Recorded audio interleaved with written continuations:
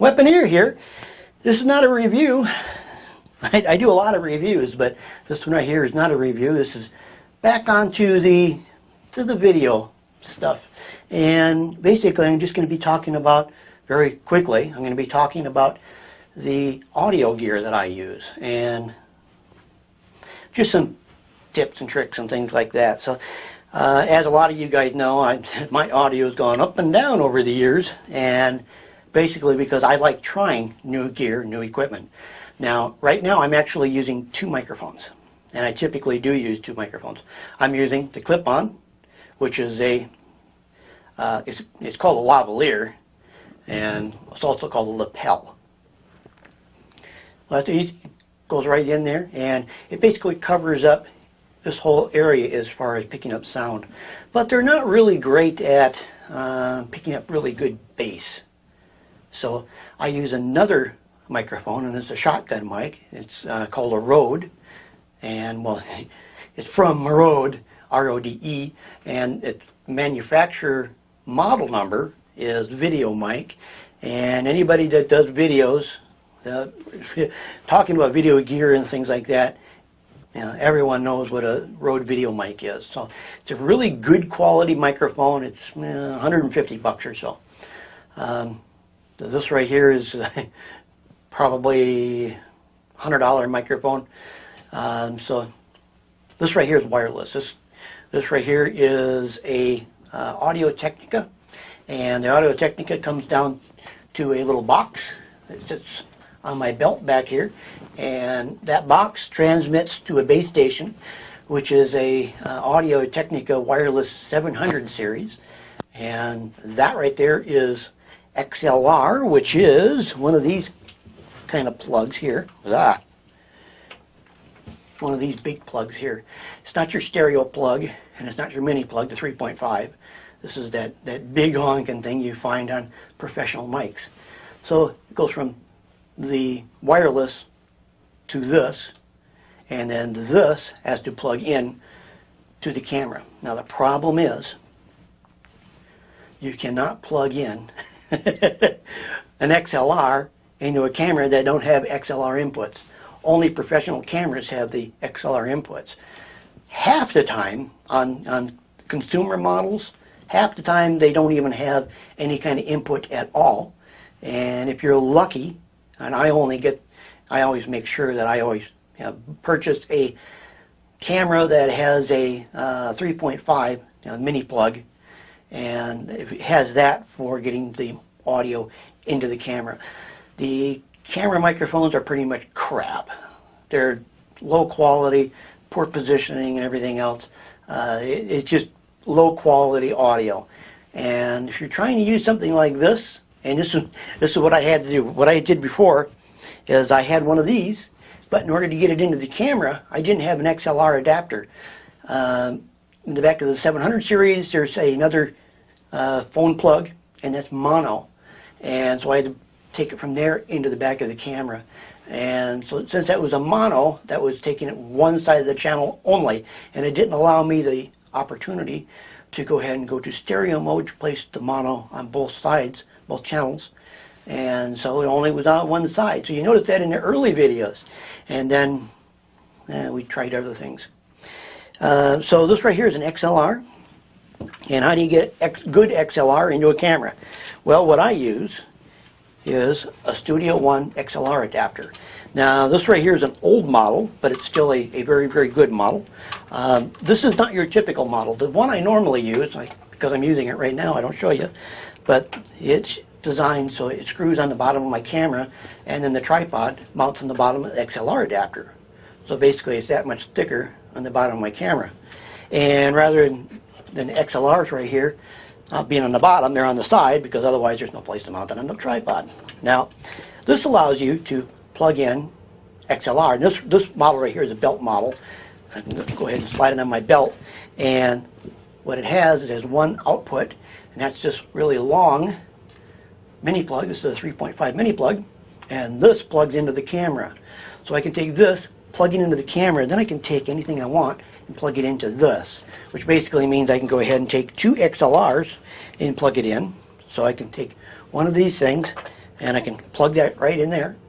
So that's plugged right in, and then I have my little pots right here, so I can go ahead and adjust the audio levels higher or lower. On this model, it's actually pretty much worn out. And then I've got, you know, ground buttons and monos and stereo, and turn the mic on and off and between the different ones. This also takes the regular stereo, and it also takes the mini plug, so it gives me a lot of different options. On the one that's on my camera, it has the 2 XLRs. I can use 1 XLR and 1 mini plug, and that's what my Rode video mic is. It's a mini plug. So my Rode video mic plugs in to this box, and then I have my wireless plugs into this box, and then this I control the levels with this, and then this plugs in to the camera. This allows me to go ahead and plug in any kind of microphone I want into the back of my camera, and I get superior sound. So that's why my sound is better these days, because I'm using one of these. Actually, like I said, I got 2 of these. Now, because I had 2 of these, I can actually take this one, plug this one into the back of that one, and I could probably go ahead and get away with 3 XLR and kind of stacking them. So it's possible. Now, on this one right here, I actually have a headset that I actually use for my wireless, and so, but this is XLR, so I could literally take this, plug this into this like it was, take this, put this on my belt, and adjust the levels with it right there, and wear the headset and have this directly connected to the camera rather than going wireless. And you're typically better off going direct rather than wireless, because you always lose a little bit. The other thing is microphones. This right here is it's an old Audio Technica, and there's nothing wrong with this. It's just it's a $60 microphone, so it's on the bottom scale. But by using a stand like this, these microphone stands, you can get these on eBay for $20, and I think that's shipped. So this stand right here it's a $20 stand, brand new. And I can take this and I can have, this is a shotgun mic, and the shotgun mic just has the foam there, and this right here is directed at wherever the sound is. So if I wanted to be talking into this, I could have this slightly out of frame and position this and then point that directly at my mouth, and it's going to pick up everything, even being slightly off, and you're not getting all the background noise. So if you have dogs playing, or you got kids playing, or the TV on, or anything like that, you hear all that background sound, you can get rid of that with one of these shotgun microphones, and that's what they're good for. Like I said, I use a shotgun microphone, but it's the Rode video mic, and it's a little bit richer. It's a lot better than this one right here. Once again, the Rode is a more expensive one, so you basically get what you pay for. So you can use something like this stand here, slightly out of frame, to make it easy to get the microphone to you.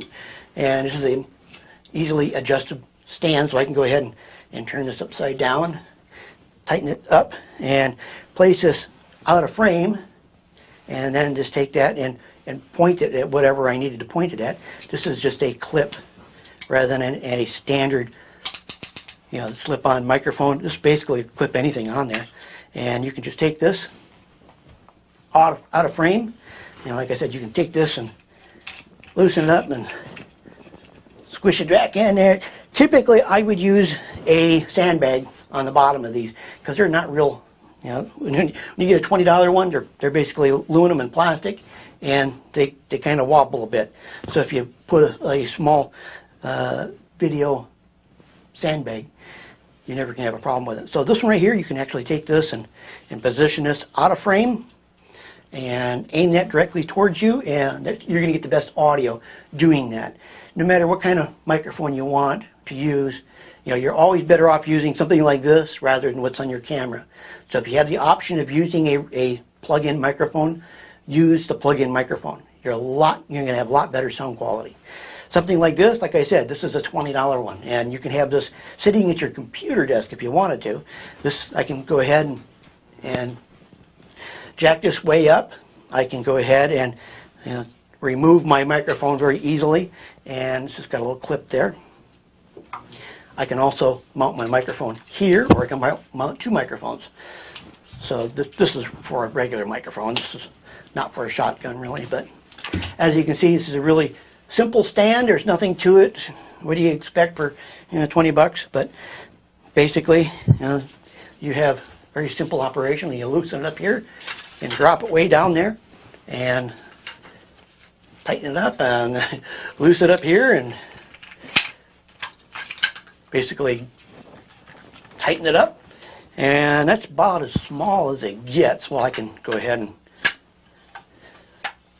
position that there, loosen this one up, and then there, that's as small as it gets. But as you can see, it's about the same size as a tripod, regular camera tripod. So they're very simple, but at the same time, the whole point is directing the microphone at you, and especially if you have a shotgun mic. But this right here allows you to have that option, so you can loosen it up and point the shotgun mic right directly at you.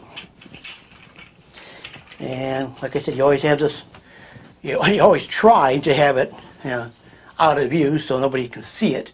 But in this case, I mean, the darn thing just about blends in. I could probably go ahead and stick it over there and nobody'd notice it.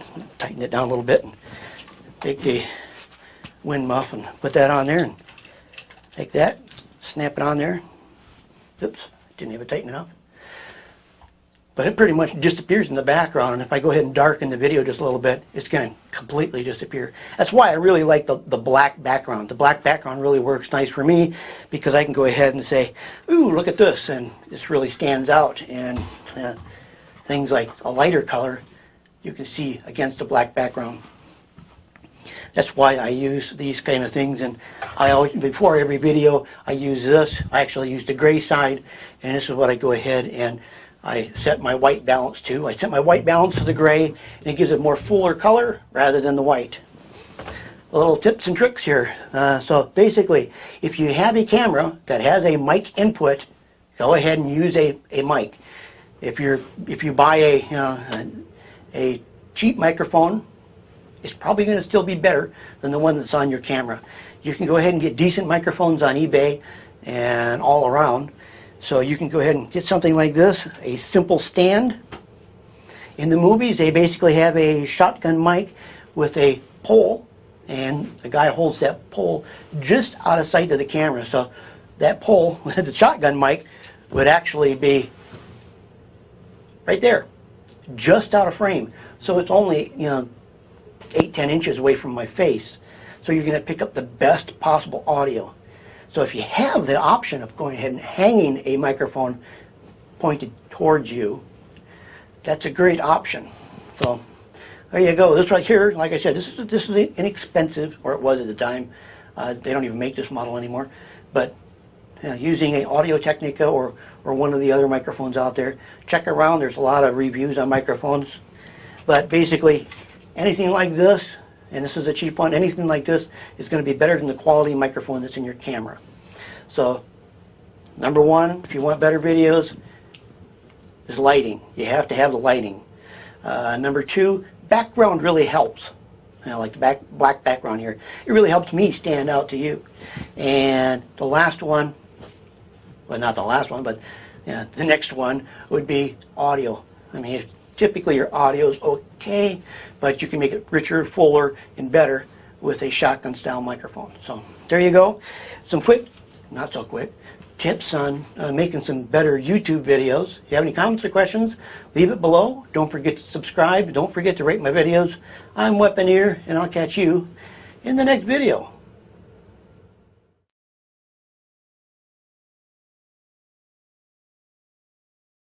What you want? What you want?